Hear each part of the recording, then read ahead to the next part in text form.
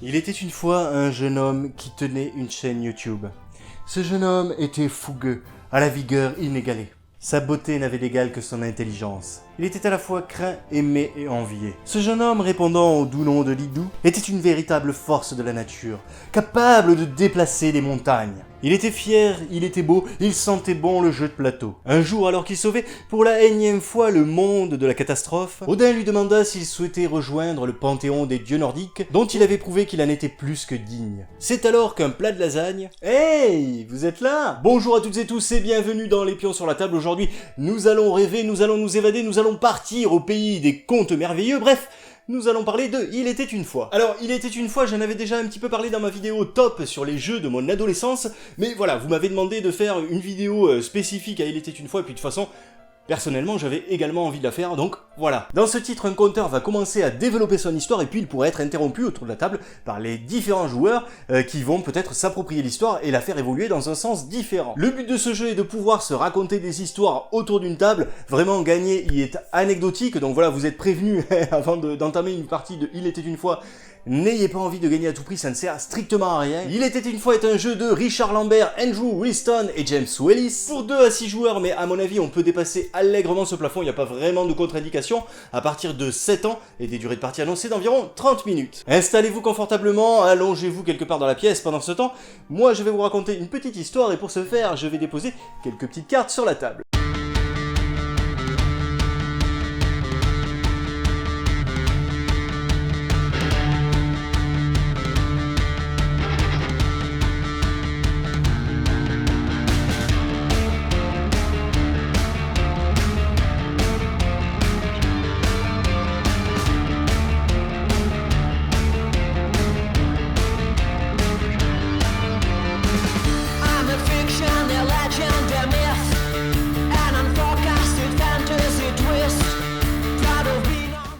Alors voilà, le jeu est installé, donc vous le voyez, c'est très vite installé, il y a 2 tas de cartes en gros, et puis j'ai distribué les cartes à tous les joueurs, donc ça va très vite. Alors, qu'est-ce que j'ai distribué comme carte exactement? Eh bien d'abord, chaque joueur s'est vu octroyer 7 cartes comptes, puisque nous jouons à 4, bon, le chiffre varie en fonction du nombre de joueurs. Alors, au niveau des cartes comptes, il y a vraiment de tout, dans le jeu de base, il y a 160 cartes, mais en plus de ça, alors, ne vous étonnez pas s'il y a des cartes que vous ne retrouveriez pas dans la boîte de base, puisque je les ai mixées avec les cartes de l'extension Sombre Conte, ce qui permet d'avoir des histoires un petit peu plus terrifiantes.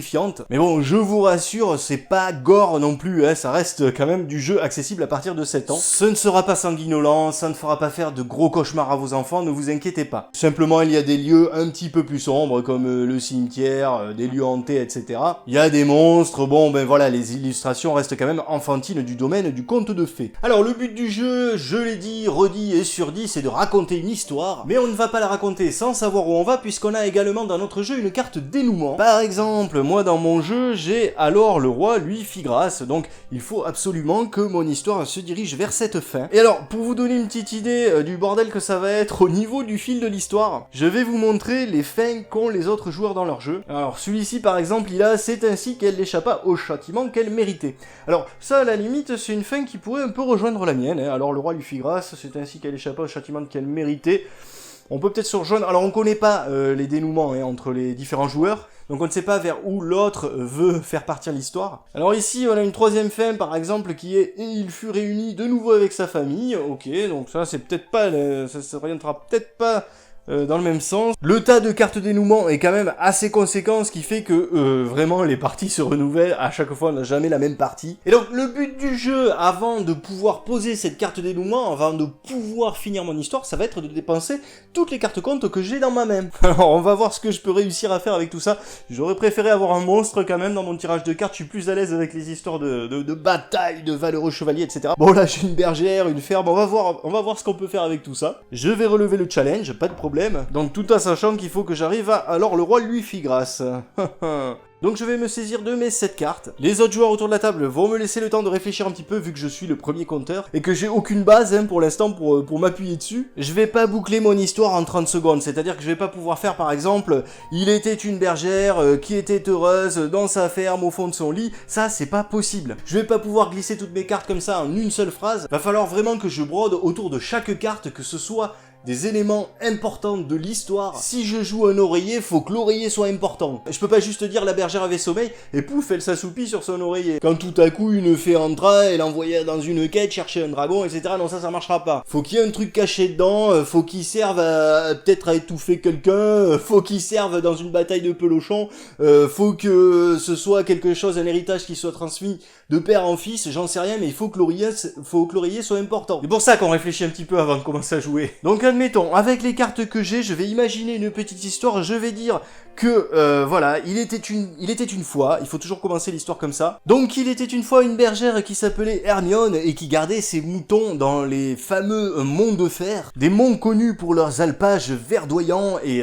chaleureux, au décor époustouflant. Notre bergère Hermione était orpheline et était en proie aux agressions répétées de ses belles-sœurs. En effet, Hermione avait été recueillie par une famille d'adoption qui ne l'aimait guère. Finalement, elle ne trouvait le bonheur qu'au milieu de ses moutons lorsqu'elle les amenait paître dans les champs, au milieu des montagnes.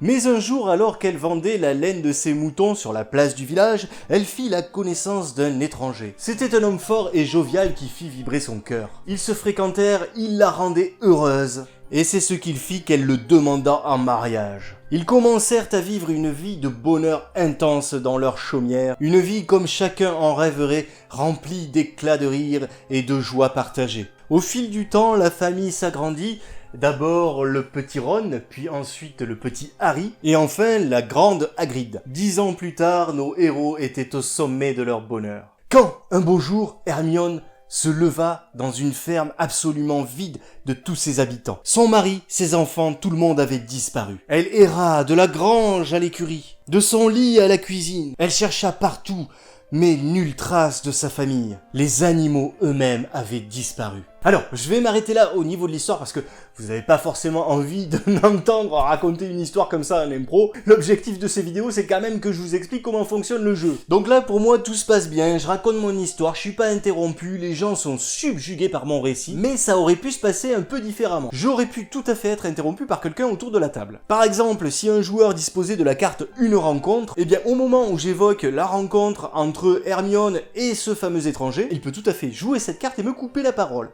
Donc là, en fait, mon histoire se serait arrêtée ici, bien avant que je délire sur mon histoire de disparition de famille, etc. J'aurais juste eu le temps de poser ma carte bergère, et donc mon adversaire aurait pu poser sa carte rencontre et reprendre l'histoire là où elle s'était arrêtée. Donc Hermione aurait effectivement rencontré son étranger, mais peut-être qu'il se serait pas plu, peut-être qu'ils se seraient pas mariés ensemble, peut-être que cet étranger l'aurait envoyé dans une quête contre un dragon, justement. Ouais, je sais, j'y tiens mes dragons. Peut-être que l'étranger, d'ailleurs, il aurait pas été beau et fort et charmant, ça aurait peut-être été un vieux mage, un elfe, un nain, j'en sais rien, un témoin de Jéhovah, ou Jean-Luc Mélenchon. En tout cas, ça aurait pu partir dans un sens totalement différent. J'aurais aussi pu être interrompu par un autre joueur, par exemple, si ce dernier possédait la carte Il tombe amoureux, donc il m'aurait interrompu un petit peu plus tard. Il aurait attendu que la rencontre se fasse et que les protagonistes tombent amoureux pour jouer cette carte. Mais en ce qui me concerne, ça aurait pas changé grand-chose, puisque ça aurait arrêté mon histoire. Alors quand un joueur se fait interrompre, eh bien, il récupère une nouvelle carte compte dans la pioche. Alors, c'est très rare, mais il peut y avoir des litiges sur les interruptions. Comme on n'est pas obligé d'attendre que le compteur dise exactement le mot qui est sur la carte,